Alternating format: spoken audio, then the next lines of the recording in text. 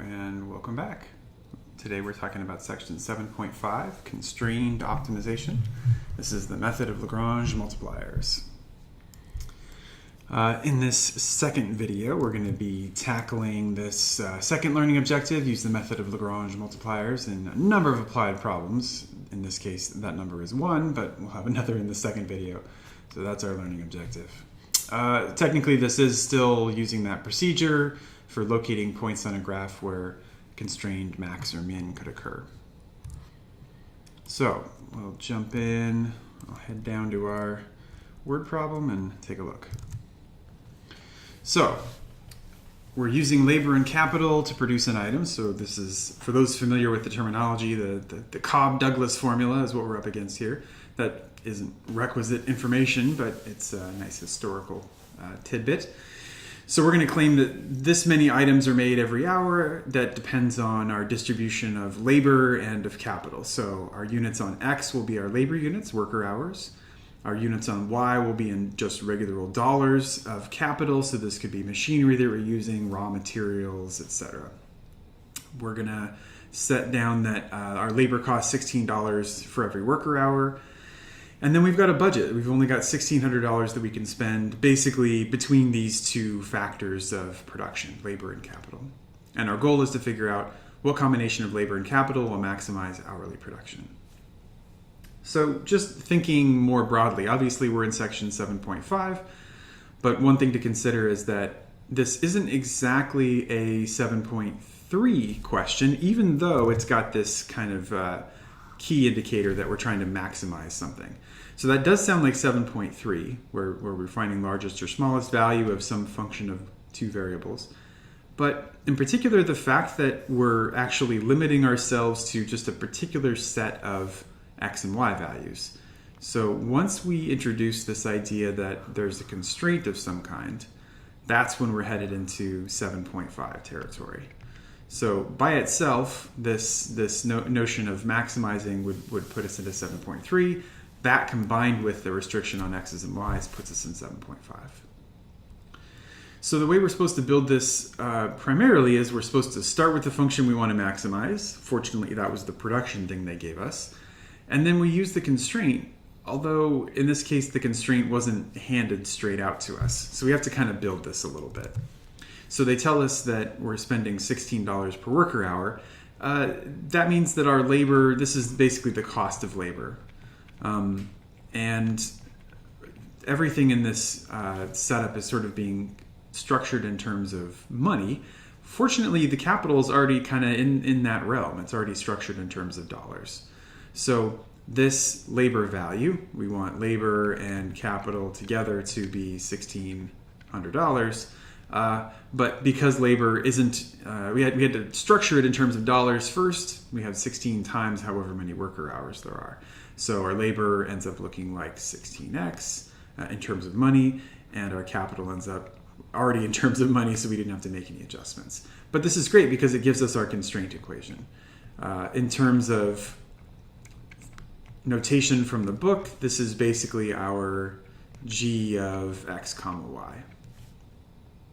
Okay, so once we've got our constraint formula, the method of Lagrange multipliers says find the partials of the thing we're trying to maximize, in this case the production function. So we're taking our partials of production with respect to x, that is with respect to labor, and partials with respect to y, that is with respect to capital.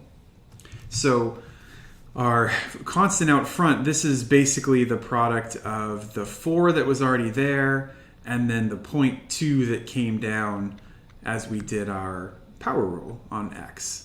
So we had a positive 0.2 up here, the 0.2 drops down, power gets reduced by 1, and I know this trips people up sometimes, but remember that y being a constant, being multiplied, means that it gets to stick around. Constant multiples get passed through the derivative.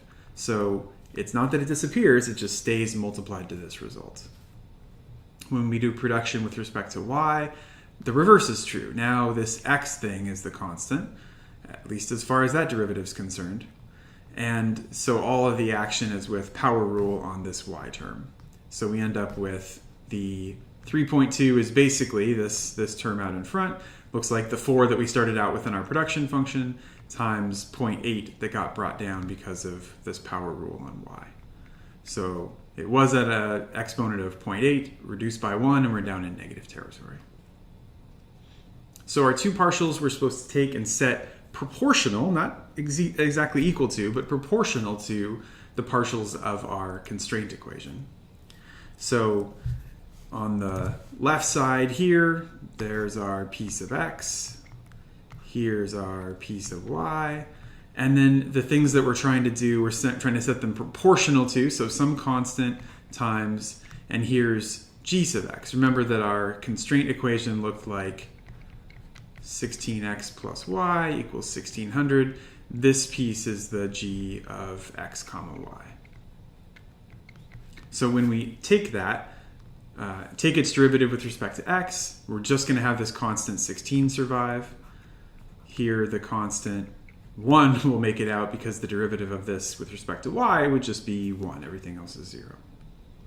And then again, here's our constraint. That's just part of our system of 3 equations that we're managing here. So this is what we're up against. Our general strategy, whenever possible, is to use these first 2 equations to solve for lambda, essentially, and then set the 2 resulting equations equal to each other. That's not always practical, but it's still a good strategy to employ. So here, we've almost solved for lambda already. The second equation has lambda by itself because it's only multiplied by 1. The first one is a short little jaunt away, so we're going to polish that off. So our first equation gets solved for lambda by dividing both sides by 16. So there is our factor of 16 getting divided over.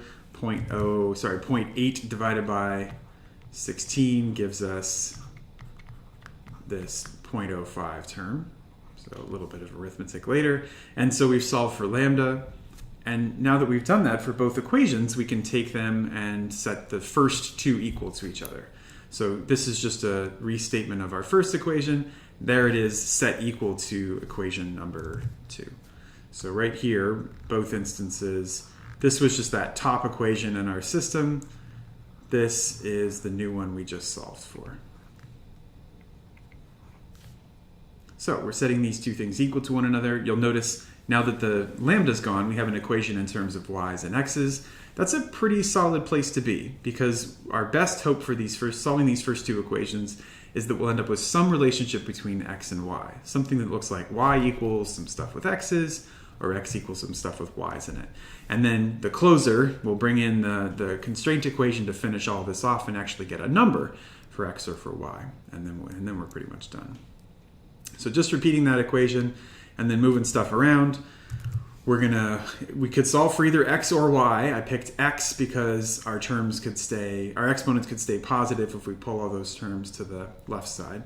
So that means that this 3.2 is getting dumped over, this y term is getting dumped over. In both cases, they're being multiplied to our x, so that they're getting divided to the other side.